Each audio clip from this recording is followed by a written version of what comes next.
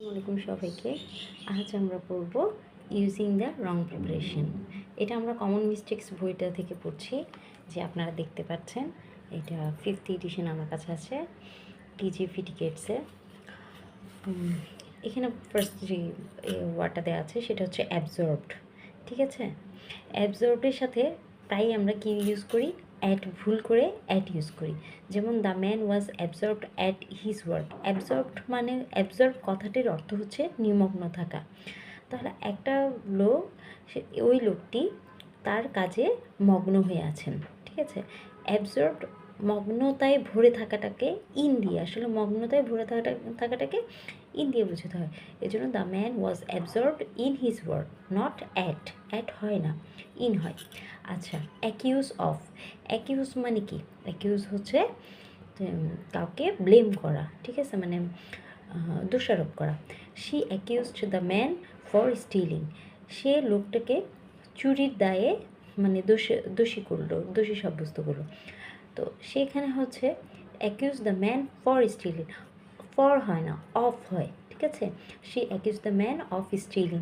এইটা কিন্তু খুব গুরুত্বপূর্ণ একটা কি, আপনাদের অ্যাবজর্বড ইনটা কিন্তু কমন থাকবে, প্রায়ই মনে থাকবে। কিন্তু অ্যাকিউজের সময় যেহেতু একটু দূরে, অ্যাকিউজের জন্য যে প্রিপোজিশনটা সেটা কিন্তু যেহেতু পাশাপাশি নয়, দূরে থাকবে, তখন আপনাদের ভুল হয়ে যেতে পারে। She accuse the man for stealing, not for. For হয় না, অ্যাকিউজডের সাথে অলওয়েজ অফ হয়।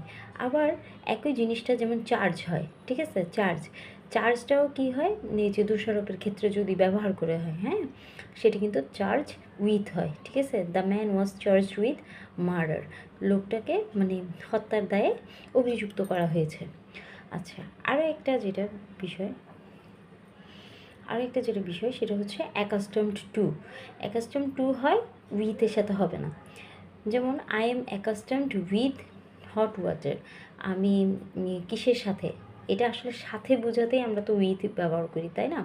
কিন্তু অ্যাকাস্টমডের ক্ষেত্রে উইথ হয় না, যে আমরা গরমকালে অভ্যস্ত না, এটা এরকম হবে না। সেটা হবে I am accustomed to hot water. অ্যাকাস্টমডের সাথে অলওয়েজ টু হয়।